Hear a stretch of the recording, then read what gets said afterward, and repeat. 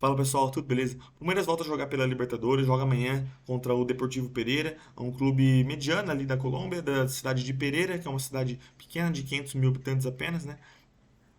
Eu queria falar com vocês sobre o jogo, tá? Sobre as estratégias do Palmeiras para a partida, como que eu acho que o Palmeiras vem e também sobre eu analisei algumas questões aí do Deportivo Pereira para trazer para vocês, tá? Alguns dados e tudo mais, destrinchando de fato o adversário do Palmeiras.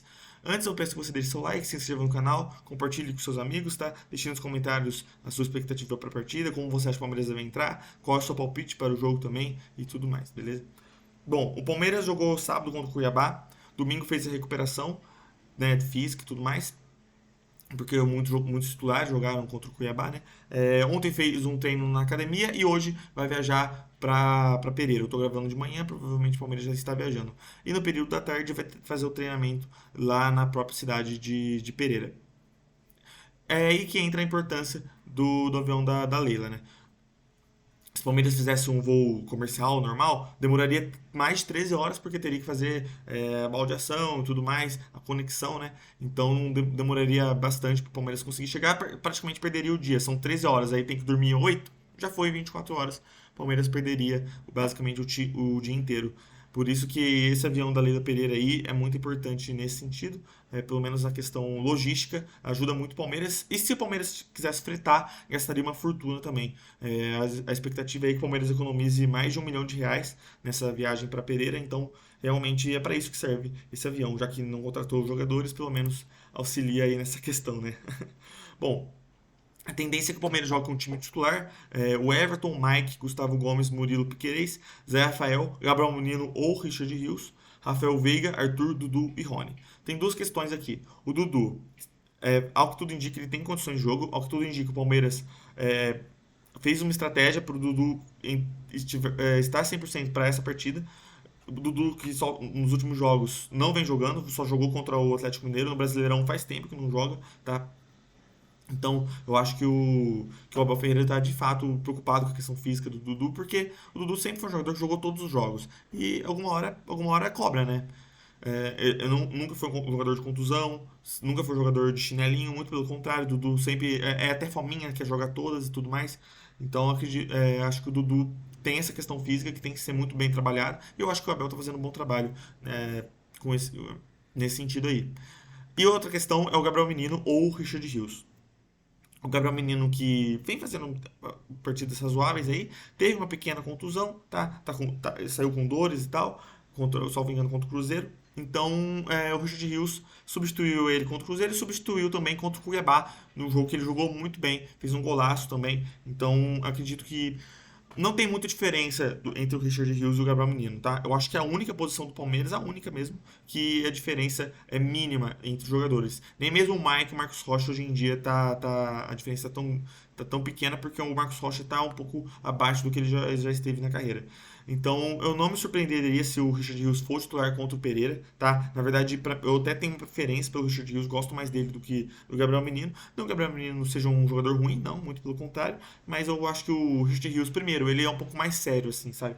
Ele leva mais a sério as partidas, não faz determinadas graças, sabe? É um jogador que tá em todo lugar do campo, é um jogador, lembra um pouco o Zé Rafael nisso, né? Porque ele chega firme e tudo mais. Enquanto o Gabriel Menino não, às vezes ele dá uma moscada, às vezes ele dá uma viajada ali no meio de campo, o que me desagrada um pouco. Por isso que eu tenho a preferência aí pelo Richard Rios, tá? Eu não imagino o Palmeiras indo com tudo pra cima contra o Pereira, até por conta do desgaste da viagem, até por conta de ser um estádio que nunca jogou. É, a altitude não vai pesar, tá? A altitude ali é 1.400 metros, que é parecido com o Poços de Caldas, então é baixo, não é tanto assim. Por exemplo, Quito é 2.800 metros, então a diferença é brutal para a cidade de Pereira. Mas conhecendo o Abel, eu duvido que ele vá com tudo para cima, tá? Inclusive, se o Dudu não tiver condições, eu não acho que ele entraria ali com o John John e muito menos com o Hendrick ou o Flaco Lopes. Eu acho que ele entraria com o Breno Lopes, que é um jogador mais experiente, um jogador que ajuda muito mais na marcação. E o Abel Ferreira é um técnico que prioriza também a questão defensiva, né? O Abel também é um treinador que arma o time para jogar determinadas partidas. Apesar dele fazer poucas mudanças no time titular, ao contrário de outros técnicos, o estilo de jogo do Palmeiras muda de partida para partida, o que eu acho algo muito positivo. Eu não gosto de treinador que tem a mente fechada, que fica, não, o time joga dessa forma e não pouco importa o restante, como é o caso do Diniz, como é o caso do Sampaoli, tá? São estilos de jogo que eu não me agrada muito, porque é muito fechado, sabe? Eu não acho isso positivo para um time de futebol. Sobre o nosso adversário, né? Sobre o Deportivo Pereira. Como eu falei, é um time que está na cidade de Pereira, que é uma cidade que está a 1.400 do nível do mar. Não é algo muito alto. O Quito, como eu já mencionei, está a 2.800, é o dobro. Então, eu duvido que o Palmeiras sinta essa questão da altitude. O que vai sentir mais é a questão do estádio, que é um estádio de 30 mil pessoas, parecido ali com a Ilha do Retiro, né? Faz um caldeirão ali para ajudar, para apoiar o time. O Pereira, que foi bem dentro de casa, dentro dessa Libertadores, ganhou até do Boca Juniors e tudo mais. Então, acredito que a torcida vai estar em peso para esse jogo, porque é o melhor momento da história do time. No ano passado, 2022, venceu o torneio Clausura, né? Que é como se fosse o segundo turno ali da Colômbia. Lá eles têm 2 campeonatos por ano. O Pereira ficou em quinto lugar nos pontos corridos. E aí depois armam-se dois grupos de quatro. O Pereira ficou em primeiro e enfrentou o Milionários no final e acabou sendo campeão. Né? Então é um time que se sobressaiu mais no mata-mata do que nos pontos corridos, assim como foi bem contra o próprio Del Valle, né? O Pereira é um time que aguenta tomar pressão, gente. Contra o Del Valle, no segundo jogo, por exemplo, tomou 26 chutes, tá? Contra 9, né? O Pereira deu 9 chutes.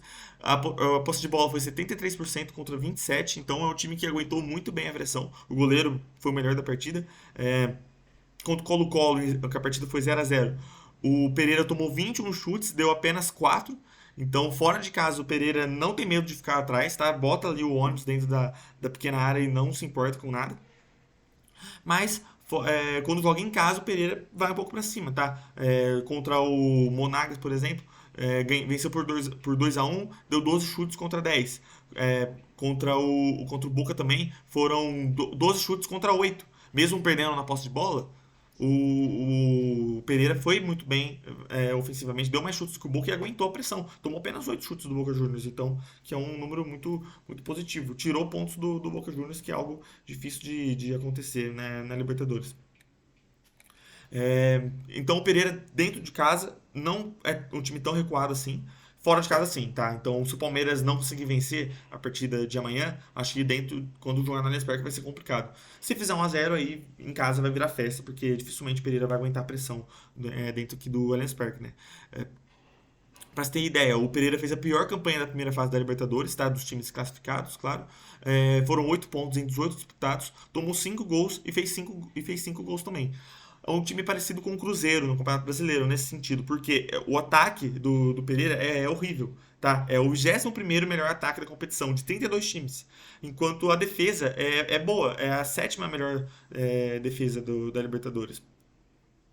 Então, realmente, é um time muito irregular nesse sentido. O ataque é ruim, a defesa é boa, porque é muito mais fácil você montar uma defesa boa do que um ataque bom. A defesa, se você tem um bom treinador, ele consegue montar ali um time consistente defensivamente. O problema é o ataque, né? O ataque depende muito mais da qualidade técnica dos jogadores do que propriamente do treinador, muitas vezes. O treinador tem que otimizar o seu ataque, mas se você tem um bando de jogador fraco, fica complicado, né? Então é meio evidente isso. O melhor jogador do Pereira na Libertadores, obviamente, foi o goleiro Quintana, tá? Até porque o time foi muito pressionado contra Colo-Colo, Boca e até contra o próprio Del Valle. E inclusive ele é o goleiro que tá saindo pro Atlético Nacional no final do ano, tá? A mesma coisa o atacante Johan Bocanegra, é um bom atacante também, que também está de saída para o Junior Barranquilla. E no ano passado também, os melhores jogadores do Deportivo Pereira também saíram. Então o Deportivo Pereira é um time assim, que monta boas equipes, mas não tem condições de manter. Dá até para dizer que é um outro trabalho que está fazendo esse ano, que também é muito bom, só de ter classificado na Libertadores já mostra um bom trabalho. Mas é um time assim que monta uma boa equipe e não consegue manter por conta de questão de salário e tudo mais, chega a propostas financeiras de times maiores e não consegue segurar. Então, e acaba vendendo esses jogadores. Eu também destaco o Quinteiro, que é o único jogador conhecido ali, jogou no Vasco, no Fortaleza, aqui do Brasil, né?